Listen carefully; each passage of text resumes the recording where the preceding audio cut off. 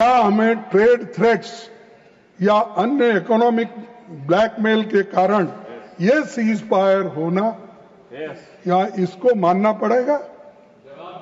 ये सब 4 सवाल मैं आपके सामने रखा हूं।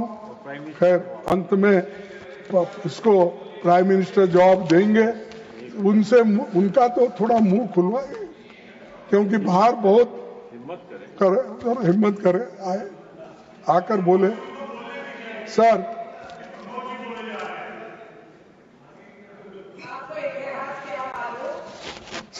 अब फॉरेन मिनिस्टर तो चले गए, लेकिन मैं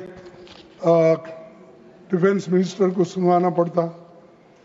सर, पहलगाम के बाद जो कुछ हुआ उससे मोदी जी की 11 साल की फोटो खिंचाने, हाथ मिलाना, जबरदस्ती गले लगने वाला, यही फॉरेन पॉलिसी हो गया है।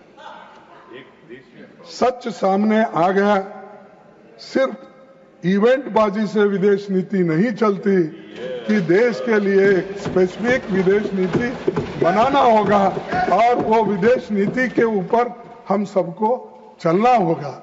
अगर ये सब छोड़ के इसके साथ फोटो लिए, अगर वो दूर भी है तो ऊपर गिर के फोटो लेना, ये सब जरा अच्छा नहीं दिखता। और जिसको आप विश्वगुरु मानते हैं, जिसकी तारीफ इतनी हो रही, इंदिरा गांधी के साथ कभी कंपेयर करते हैं, नेहरू जी से करते हैं, और फिर कल ट्रंप और उनकी तो दोस्ती है। खैर मैं कुछ नहीं बोल सकता कि उन्होंने यहाँ तक अपनी बातें कर रहे हैं और वो भी खुश है। और जो उसी लिए तो हमारे जो चेयरमैन साहब थे चले गए पापी बेचारे। विषय पर लौटे प्लीज। सर फॉरेन पॉलिसी सच सामने आ गई। इवेंट बाजी बंद करो और विदेश नीति पक्का करो और उसी से तहत चलने की कोशिश करो। सर, हाउडी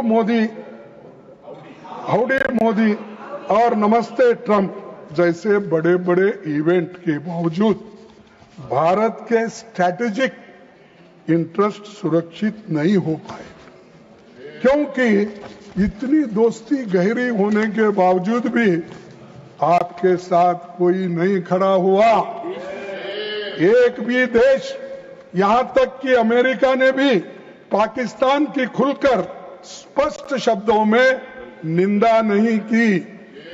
पाकिस्तान के आतंकवादियों को सपोर्ट पर किसी भी देश ने कुछ नहीं कहा। तो ये दर्शाता है कि आपके बुरे वक्त में आपके साथ कोई आने वाला नहीं है, ये इससे दर्शाता है। सर, इतिहास में पहली बार अमेरिकी राष्ट्रपति ने पाकिस्तानी सेना प्रमुख को व्हाइट हाउस में खाने पर बुलाया। यूएस सेंट्रल कमांड चीफ ने पाकिस्तान को काउंटर टेरर ऑपरेशन में फेनोमिनल पार्टनर यानी पक्का साथी, तो पाकिस्तान हमारा पक्का साथी है, ये व्हाइट हाउस ने, वहां के सेंट्रल कमांड ने कहा।